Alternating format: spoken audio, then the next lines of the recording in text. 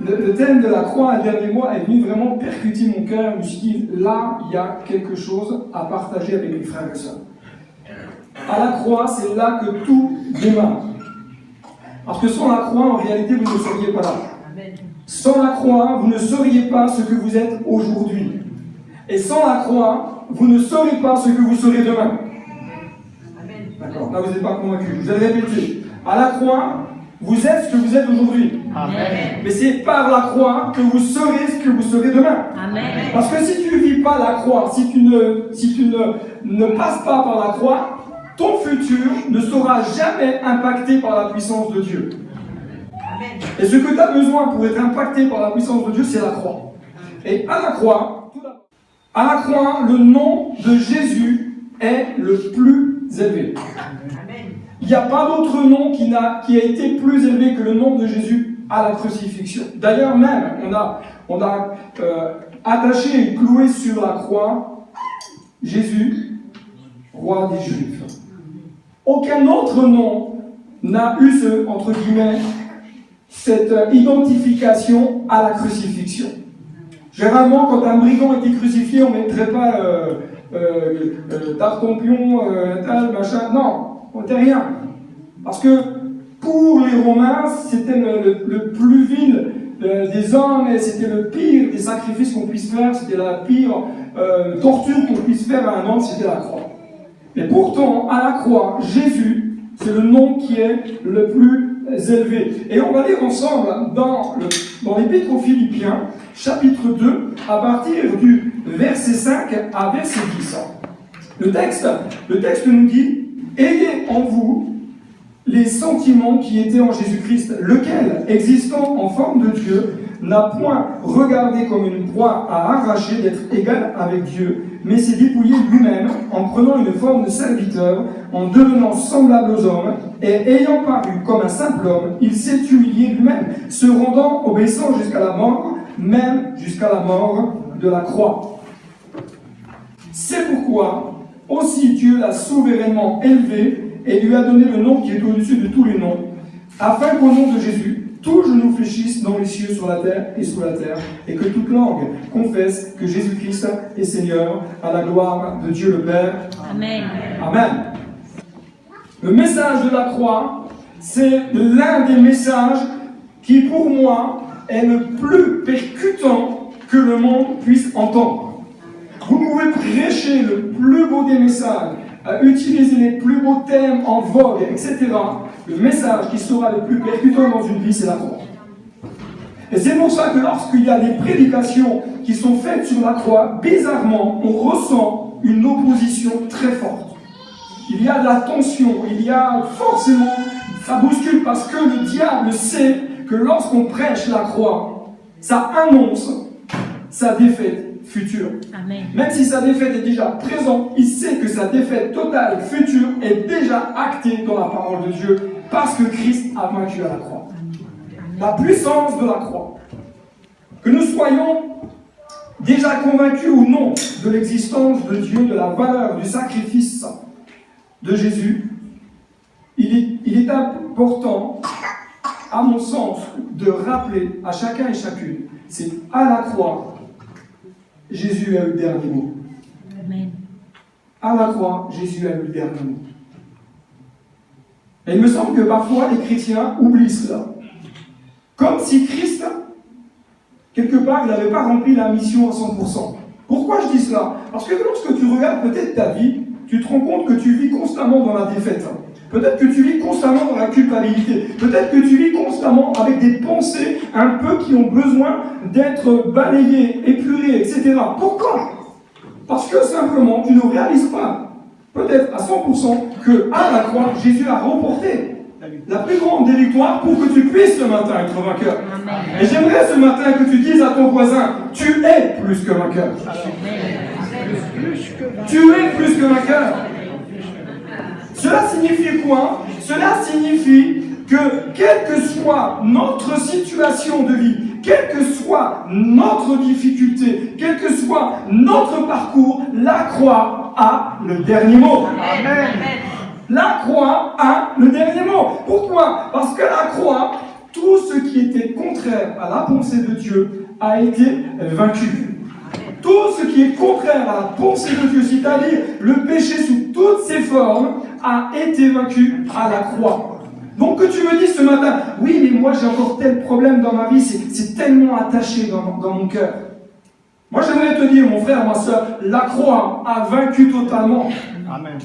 Ton péché n'est plus parce que Christ a vaincu. Amen. Donc ne dis pas, oui, mais j'ai encore... Non, dis à ton péché, tu es vaincu. Amen. C'est peut-être le mensonge. C'est peut-être l'hypocrisie. C'est peut-être un tas de choses. J'aimerais te dire ce matin, mon frère, ma soeur, la croix, Jésus-Christ a vaincu, a cloué toutes ces choses pour que tu puisses vivre. À la croix, toutes nos maladies, toutes nos passions ont été vaincues. Et je dis bien toutes. Je ne dis pas quelques-unes. Je ne dis pas, oui, mais peut-être, ah oui, celui-là, d'accord, parce que c'était facile, celui-ci, c'est plus compliqué, donc Jésus, non.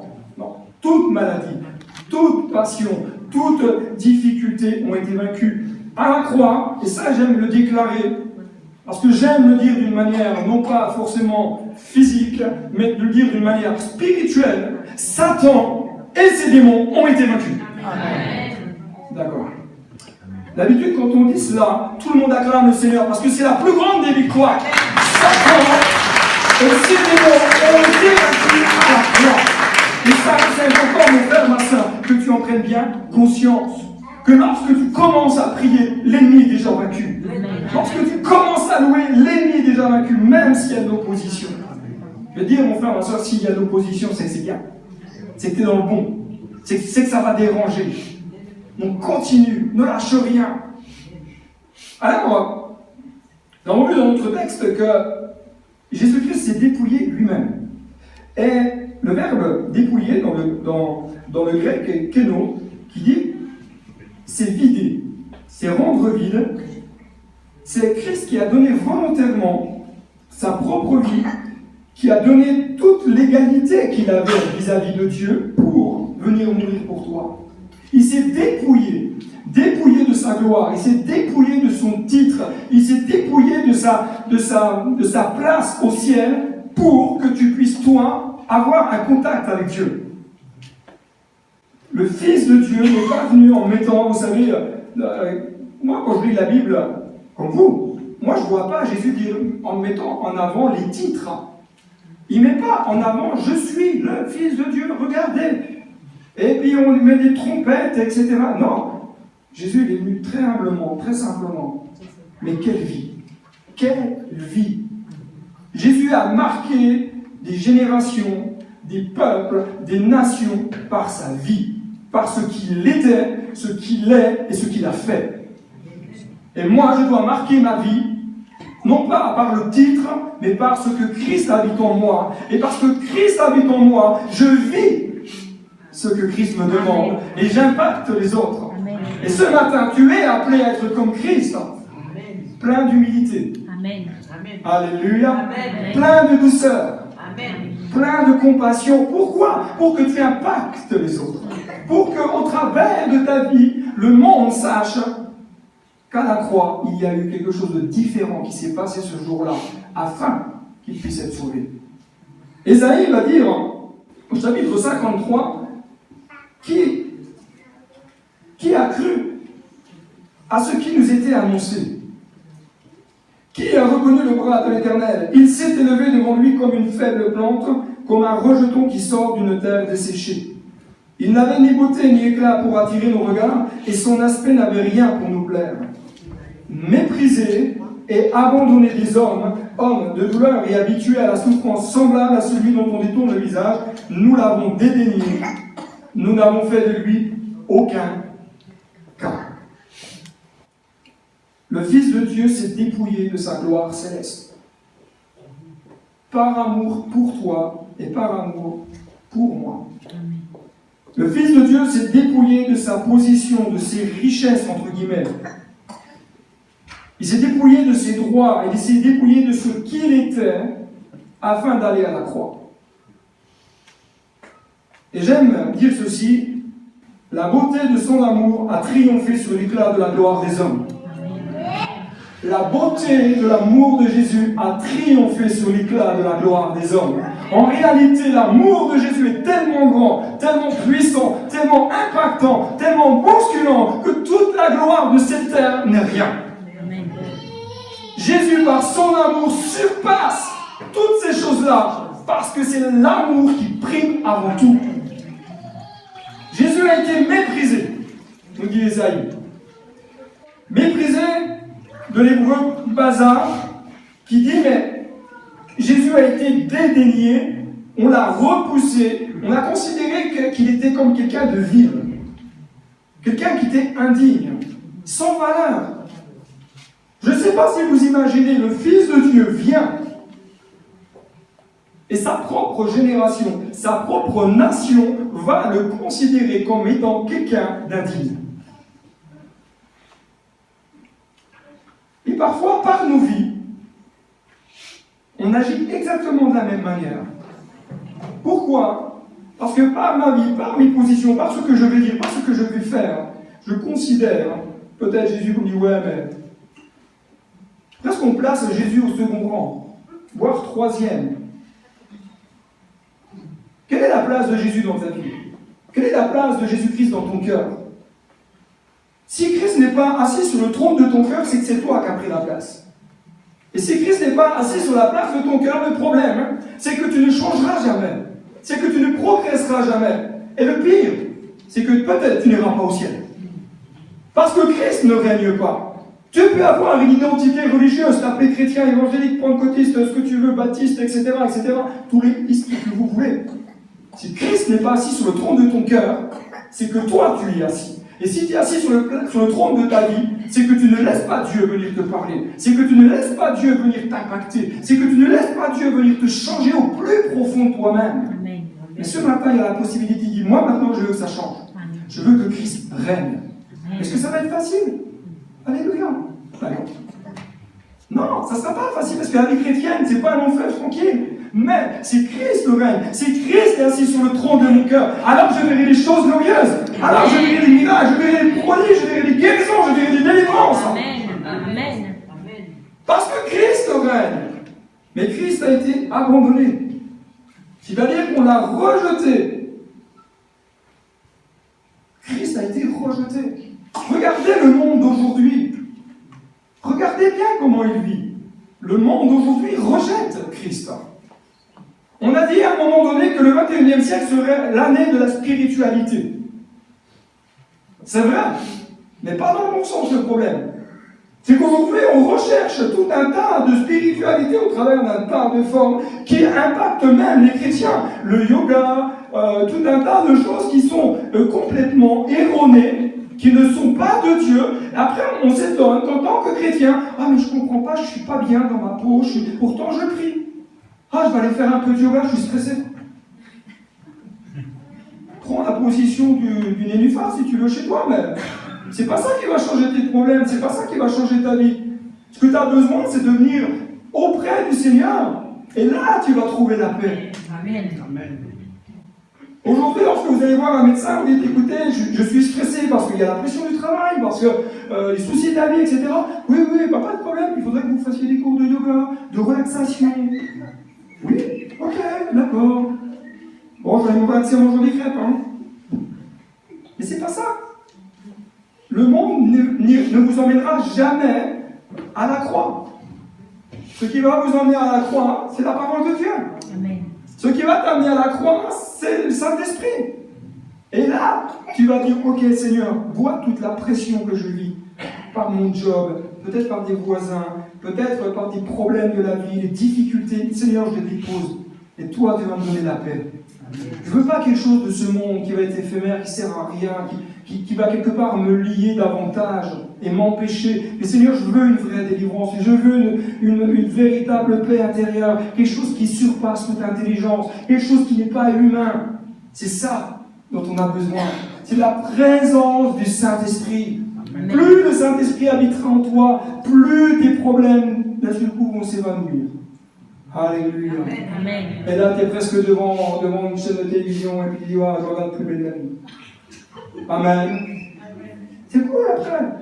Marcher avec Dieu quand Christ est assis sur le trône de notre cœur, c'est pas que tout est plus facile, c'est que tout devient possible. Amen. Tout devient possible. Jésus était considéré comme étant un homme de douleur, habitué à la souffrance. Le propre Fils de Dieu n'a pas épargné sa propre vie pour que toi, tu puisses vivre. Jésus a porté sur lui toutes les souffrances. Lisez bien les évangiles. Regardez ce que Jésus a souffert physiquement, mentalement, émotionnellement, spirituellement, pour que nous puissions être sauvés. Regardez bien les évangiles. Jésus a quand même eu sa propre famille qui se posait quand même des questions. Non mais imaginez, quand même, vous êtes le frère de Jésus, vous l'avez vu grandir, vous avez joué avec lui, et d'un seul coup il dit, mais je suis le Fils de Dieu. Oh, Jésus, qu'est-ce qui t'arrive? On t'a pris mère, on t'a vu grandir. T'es né peut-être juste avant nous, mais ta mère, elle est là. Toutes ces choses-là, Jésus les a subies, les a vécues pour que nous puissions avoir la vie. Dans le livre aux Hébreux, chapitre 4, versets 14 à 16, il dit « Ainsi, puisque nous avons un grand souverain sacrificateur qui a traversé les cieux, Jésus, le Fils de Dieu, demeurons fermes dans la foi que nous professons. Car nous n'avons pas un souverain sacrificateur qui ne puisse compatir à nos faiblesses.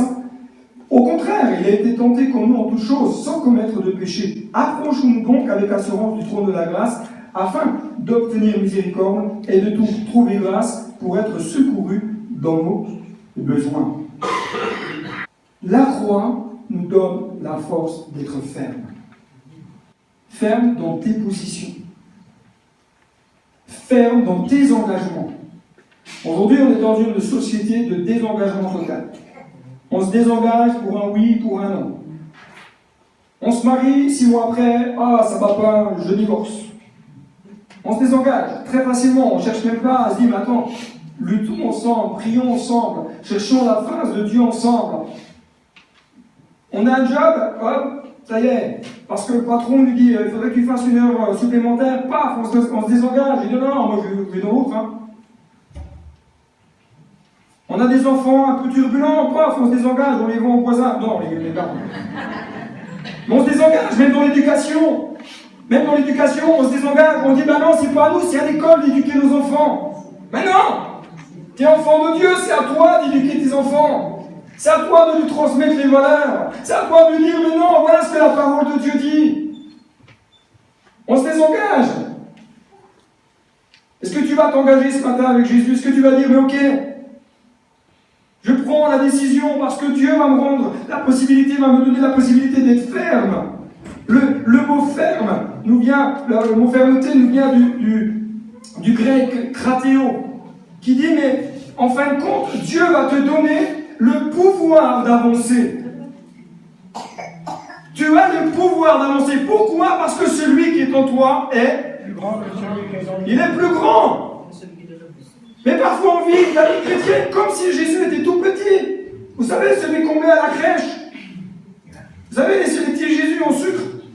Et après on les mange. Mais quelque part, on garde cette image religieuse d'un petit Jésus. Voilà, il dit, ah oui, Jésus est venu, regardez comme il est tout petit.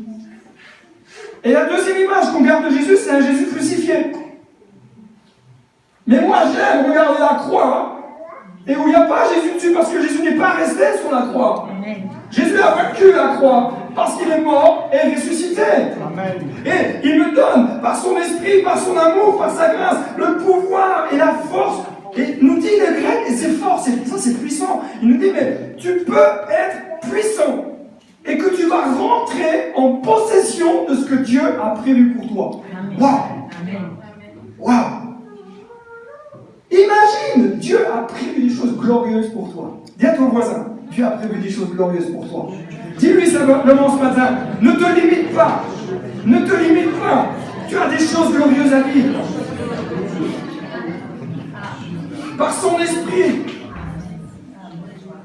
Dieu nous donne la force d'être puissant et de rentrer en possession. Pourquoi? Parce qu'à la croix, Jésus-Christ a triomphé. Entre en possession du pays qui est devant toi. Entre en possession de la destinée qu'il a tirée. Je sais que le mot destinée fait peur aujourd'hui. Je le sais, parce qu'il est mal utilisé. On a l'impression que c'est un mot fun, qu'on veut utiliser, que... Non! Et quand on lit la parole de Dieu et qu'on lit clairement que Dieu a prévu pour nous des chemins, que Dieu a tracé pour nous des chemins tout tracés, que Dieu a prévu pour nous des projets de paix, c'est bien rentrer dans une destinée. C'est bien rentrer dans une direction, dans une vision. D'accord. Ok. Vous avez le droit de pas dire amen, ne vous inquiétez pas. Hein. Être ferme, c'est aussi par la grâce et par la puissance de Jésus, c'est d'être ferme dans la foi. D'être ferme dans tes positions d'enfant de Dieu. D'être ferme, c'est-à-dire de saisir la vie dans la foi. Saisir la vie dans la foi. Et là, ça devient compliqué. Parce qu'intellectuellement, on dit, oh là, vous avez compris, saisis la vie qui est dans la foi. Pourquoi?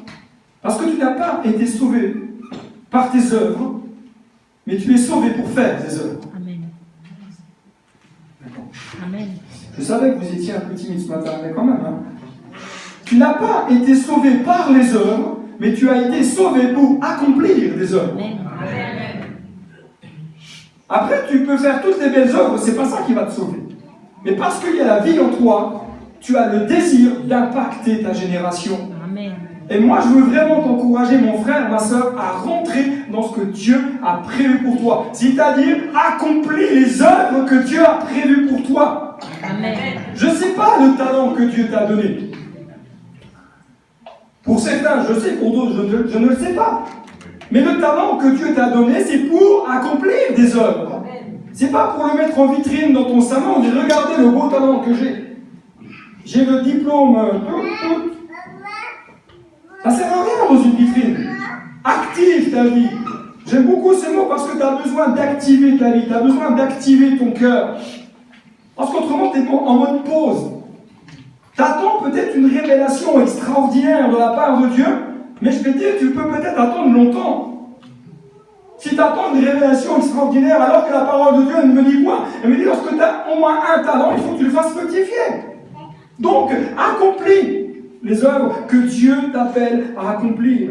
À la croix, je peux vivre la réconciliation. Amen. Alléluia. Amen. À la croix, je peux vivre la réconciliation. Éphésiens nous dit, mais maintenant, Jésus-Christ, vous qui avez été jadis éloignés, vous avez été rapprochés par le sang de Christ, car il est notre paix. Lui qui des deux n'en a fait qu'un, et qui a renversé le mur de séparation et d'inimitié, ayant anéanti par sa chair la loi des ordonnances dans ses prescriptions, afin de créer en lui-même, avec les deux, un seul homme nouveau, en établissant la paix, et de les réconcilier l'un et l'autre en un seul corps, avec Dieu par la croix, en détruisant par elle l'inimitié. Il est venu annoncer la paix à vous qui étiez loin et la paix à ceux qui étaient près. Car par lui, nous avons les uns et les autres accès auprès du Père dans un même esprit. Amen. Il y a le mur de séparation, nous dit le texte, qui a été renversé. Je ne sais pas si des fois vous prenez le temps juste de dire, mais qu'est-ce que c'est que ça? Qu'est-ce que c'est que ce mur de séparation? Vous savez ce que c'est? Attention, c'est fort, ce que je vais vous dire. C'est un mur qui sépare. Le mur de séparation, c'est un mur qui sépare d'une zone d'une autre. C'est ça, un mur de séparation. Quand vous achetez une maison et que vous avez besoin de faire une séparation entre vous et vos voisins pour pas qu'ils viennent toujours manger les saucisses chez vous, vous faites un mur. Un mur en plomb, un mur avec des buissons, un mur avec du grillage, un mur avec un mirador. Vous choisissez. Mais vous faites un mur de séparation. Mais Jésus est venu détruire ce mur de séparation. Ce mur est constitué d'un tas de choses. Et je vais te dire, la bonne nouvelle ce matin, c'est que c'est à toi de comprendre quels sont les éléments qui constituent le mur qui est dans ta vie. C'est pas à moi. C'est pas le pasteur qui va dire, voilà mon frère, ma soeur, c'est tel problème que tu as dans ton cœur, tel mur qui empêche ta progression. Moi, je suis quelqu'un qui, aujourd'hui, je découvre encore beaucoup de choses et j'ai énormément de choses à découvrir avec le Seigneur. Mais vraiment, parfois, je suis émerveillé de la manière dont je fais les choses. Quand j'encourage des frères et sœurs à dire, mais prends un cahier, prends un stylo, et laisse le Saint-Esprit venir mettre en lumière ce qui a besoin de changer dans ton cœur, ben vous savez quoi? Ça marche. Amen. Parce que ce n'est pas une œuvre d'homme. Parce que lorsque c'est une œuvre humaine, ben on identifie peut-être les choses, mais on a bien du mal à les accepter. Quand c'est l'œuvre du Saint-Esprit, on a bien du mal à les accepter, mais on se soumet quand même. Parce que, généralement, la première réaction qui est celle de tout enfant de Dieu, quand le Saint-Esprit, ou Dieu vient mettre un doigt comme ça sur notre vie, en disant, mon frère, ma soeur, ça doit changer dans ton cœur, ça doit changer dans ta vie. Si vous êtes normalement constitué, normalement, comme beaucoup, vous faites, je ne veux pas trop, moi, ça. Seigneur, mais vous savez au fond de vous-même ce qui a besoin de changer. Et parce que le Saint-Esprit est à l'œuvre, il va vous amener dans le changement. Il va vous amener dans la réconciliation. Je suis en train de m'enlever les pieds là. Il va vous emmener à vivre ce renversement de ce mur. Combien vivent encore leur vie de foi comme si le mur était encore debout? Combien?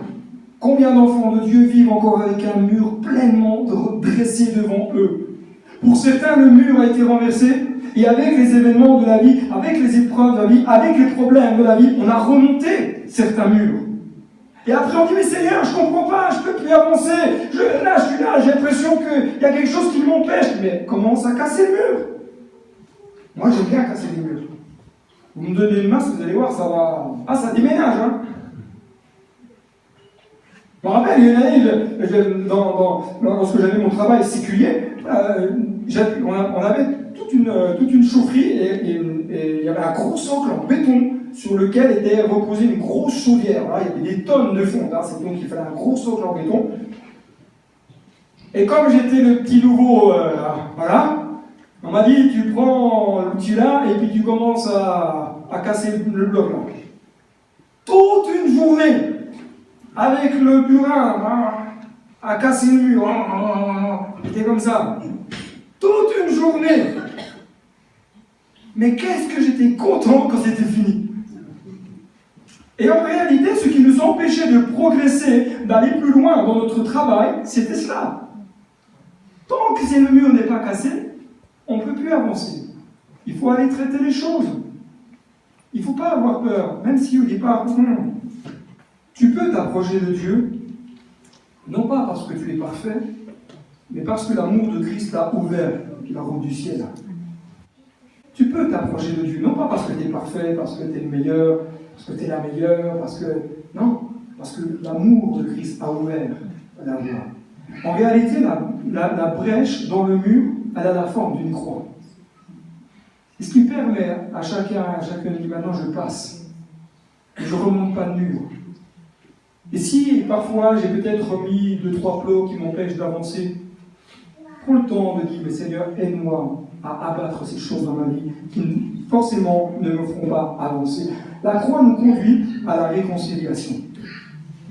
Le verbe réconcilier du grec apokata lasso, voilà, avec ça vous êtes content, apokata lasso, en réalité c'est dire, mais à la croix, c'est se réconcilier avec. C'est revenir à un état d'harmonie comme dans le passé. En réalité, la réconciliation, c'est ça. Et il y a deux éléments qu'on va voir très rapidement ensemble. Le premier, c'est que la réconciliation, elle se fait, je l'ai dit il n'y a pas très longtemps, elle se fait d'une manière verticale. D'accord? Ta réconciliation, elle se fait déjà avec Dieu. Pour qu'il y ait réconciliation, il faut revenir à un état d'harmonie. C'est-à-dire, ah oui, mais là, ok, il y avait un mur, Seigneur, tu l'abats, et comme ça, je vis la réconciliation avec toi. La deuxième étape, c'est la réconciliation avec les autres. Je peux avoir abattu le mur pour que je sois réconcilié avec Dieu, mais si tu n'abats pas complètement le mur, c'est-à-dire pour te réconcilier avec l'autre, tu vas vivre. Et bizarrement, à dire, ah, je ne comprends pas. Pourtant, dans mon cœur, je désire. Oui, mais il faut aller jusqu'au bout de ta démarche. Va plus loin. N'hésite pas. Ose. Parce que Christ a vaincu, non pas pour te condamner, te culpabiliser, mais il dit, vas-y, tu peux vivre la réconciliation envers les autres. La croix est une puissance. Il y en a qui croient que la croix est une puissance? Amen. Ouais. Amen. Amen. Moi j'aime beaucoup le texte de 1 Corinthiens qui dit mais ce n'est pas pour baptiser que Christ m'a envoyé, c'est pour annoncer l'évangile. Paul ne dit pas qu'il ne veut pas baptiser. Il ne dit pas que le baptême n'est pas important. Lui, son ministère, c'était, entre guillemets, sa priorité. À lui, dans le cadre du ministère, il laissait les autres, hein. Il laissait ses collaborateurs baptiser à sa place. Lui, il annonçait l'évangile. Il traitait les choses, et voilà. C'est un apôtre, hein. Et après, voilà, il y a des pasteurs qui sont là, eux, ils vont s'occuper des gens, ils vont les baptiser, etc. Mais il dit cela sans la sagesse du langage. Et pourtant, Paul aurait pu. Lui, il a un diplôme XXL, hein. Il a fait des études en théologie, etc. Il est cultivé, il est... Waouh. Comme on dit aujourd'hui, il a un cerveau à 15 étages, quoi. Mais pourtant, il dit, mais non, mais c'est ça la sagesse du langage. Pourquoi? Pour que la croix ne soit pas rendue vaine. Parce que la prédication de la croix est une folie pour ceux qui périssent, mais pour nous qui sommes sauvés, est une puissance de Dieu. Amen. La prédication de la croix, vous savez quoi, a dérangé à l'époque. Mais je vais te dire, mon frère, ma soeur, la prédication de la croix dérange encore aujourd'hui parce que ça te bouscule. Parce que la croix, elle nous bouscule. Parce qu'à la croix, ça nous ramène en disant, oh là là, j'ai encore ça à gérer dans ma vie, j'ai encore ça peut-être à traiter. Mais c'est pour ton bien. Que la croix nous annonce que tu peux être réconcilié, que tu peux être pardonné, que tu peux commencer ce matin un nouveau départ dans ta vie. Pourquoi? Parce que la prédication de la croix déclare de nombreuses vérités. Aujourd'hui, on veut être dans le politiquement correct. C'est-à-dire, surtout pas dire les choses. Hein. Mais on n'ose plus tellement dire les choses qu'aujourd'hui on ne dit plus rien, donc on ne filme plus rien.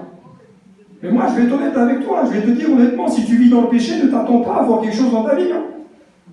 Si tu as gardé quelque chose dans ton cœur qui doit être réglé, ne t'attends pas à ce que Christ bénisse ta vie. Si tu veux voir une vie victorieuse, commence à régler les choses. Amen. La prédication de la croix, elle n'est pas là pour te dire, mon frère, ma soeur, t'es pas bien, c'est pas bien. Non. Elle est là pour te dire, mais j'ai vaincu pour que tu vives. D'accord. Ok. Vous êtes vraiment timide ce matin. La prédication de la croix déclare que, premièrement, tout homme peut être sauvé lorsqu'il reconnaît son état de pécheur. Tu ne peux pas être sauvé si tu ne reconnais pas que tu es un pécheur. Tu ne peux pas. C'est impossible. Aujourd'hui, dans notre nation, dans notre monde, il y a tellement de personnes qui disent croire en Dieu, mais qui se disent, bah non, moi je ne suis pas un pécheur. D'ailleurs, ils savent peut-être même plus ce que ça veut dire. Mais dans ton cœur, lorsque tu fais quelque chose de mal, tu ne sens pas une petite voix qui te dit il me semble qu'il y a peut-être quelque chose que tu as besoin de régler là. Je veux vraiment t'encourager à le faire. N'aie pas peur. Ose. Fais-le. La prédication de la croix, deuxièmement, nous annonce le quoi? Nous déclare que par les meurtrissures de Jésus, nous avons la guérison physique, émotionnelle et spirituelle. Amen. Je vois que c'est... je ne sais pas si c'est la chaleur, hein, mais... je fais juste une parenthèse. On peut couper le chauffage là-bas. Il faut appuyer sur les deux petits boutons pour couper le chauffage, parce que là, il fait plus 500. J'ai même plus besoin de faire du sport. Je suis maigri. La prédication de la croix déclare quoi? Que par les meurtrissures de Jésus, nous avons la guérison. Et non pas nous aurons la guérison. Nous avons. Et la croix ne traite pas que la guérison physique. La croix traite le physique, l'émotionnel et le spirituel. Aujourd'hui, on veut dissocier ça. Ah oui, mais nous, on est spirituel. On prie pour les gens. Et vous allez voir, ils vont remporter une victoire. Oui, mais des fois, il faut aller plus loin que ça. Et il y a besoin, tellement de frères et sœurs qui ont besoin de guérison et de délivrance dans leurs émotions. Parce qu'ils ont été brisés, blessés. Comme je dis souvent, moi je suis comme une voiture qu'on a emmenée à la casse, tout cabossée dans tous les sens, obligé de passer par la casse garage pour être redressé, enlever les bosses, etc. Poncer, repeint. Après, alléluia. On est beau comme des camions tout neufs. Amen. Amen. Parce que mon épouse me dit souvent, oh, t'es beau comme un camion tout neuf. Non, c'est pas vrai. Bon, je suis bon, mais pas bon, quand même. La prédication de la croix déclare quoi? Elle déclare que toutes les chaînes sont brisées. Amen. Vous imaginez pas, d'une manière spirituelle, l'impact que cela peut avoir dans votre vie. Quelles sont les chaînes aujourd'hui qui t'empêchent d'avancer? Quelles sont les chaînes qui t'empêchent de t'épanouir? Je vais te dire simplement, mon frère, ma soeur, à la croix, tout est brisé. Tout. Toutes les chaînes sont brisées d'une manière spirituelle. Alors ne laisse pas Satan te faire croire que tu es encore enchaîné. Parce que si tu as donné ton cœur à Jésus, si tu appartiens à Jésus, tout a été brisé. Amen. À la croix déclare que celui qui est en nous est plus grand que celui qui est dans le monde. Alléluia. Plus je prêche, plus vous vous endormez. C'est une vraie déclaration. Je ne sais pas si vous êtes vraiment timide, du coup. Mais est-ce que tu peux dire ce matin, haut et fort, celui qui est en moi est plus fort que celui qui est dans le monde? Et acclame le Seigneur, ose, ouais, c'est vrai, ça, c'est lui, amen. On est dans le politiquement correct. On n'applaudit pas dans les églises. C'est dans les stades de foot. Mais moi j'acclame le roi des rois. Je dis merci Seigneur parce que tu habites en moi. Et parce que tu es en moi, je suis plus fort. La croix déclare que les cœurs brisés peuvent être guéris. Amen. Ah, oh là. Amen, amen. Du coup, je ne sais pas si je peux continuer là. La croix déclare que les captifs peuvent être libérés. Amen. Amen. Amen. Les captifs, c'est pas que les autres, c'est peut-être toi. Il dit Seigneur, libère-moi. On entend tout à l'heure le témoignage de Nathan, vous allez voir. Le captif, Dieu l'a rendu libre. Amen. La croix déclare ces choses. La croix déclare que les aveugles peuvent retrouver la vue. Non seulement physiquement, mais aussi spirituellement. Et gloire à Dieu. Lorsque je vois des témoignages, notamment le ministère de Franck Alexandre, lui il prie pour les gens, il y a des trucs de fous qui se passent. Les gens viennent avec des cannes, ils lâchent leurs cannes, les gens ils n'entendent pas, ils prient. Waouh!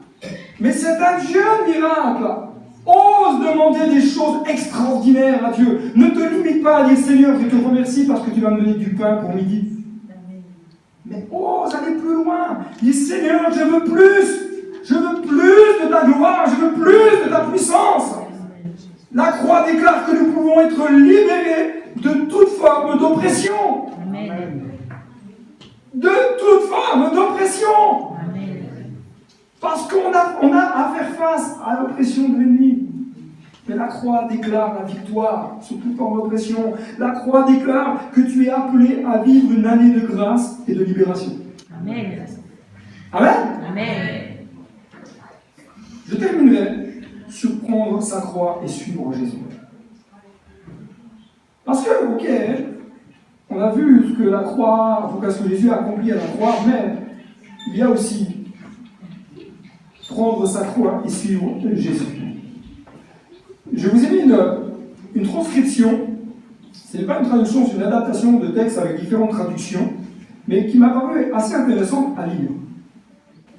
Ça se trouve dans l'évangile de Luc, chapitre 9, verset 23, il dit « Si quelqu'un veut être mon disciple », vous remarquerez que j'ai souligné mon disciple. Hein. Si quelqu'un veut être mon disciple et marcher avec moi, il faut qu'il renonce à tous ses droits sur lui-même. Qu'il se charge chaque jour de sa croix et qu'il marche sur les traces de mes pas. En effet, celui qui est préoccupé de sauver sa vie d'ici-bas perdra sa vie véritable, c'est-à-dire celle qui est à venir. Mais celui qui acceptera de perdre sa vie ici-bas, par amour pour moi, trouvera la vraie vie. Si un homme arrivait à posséder le monde entier, mais se perdrait lui-même et causer sa propre ruine, à quoi cela lui servirait-il?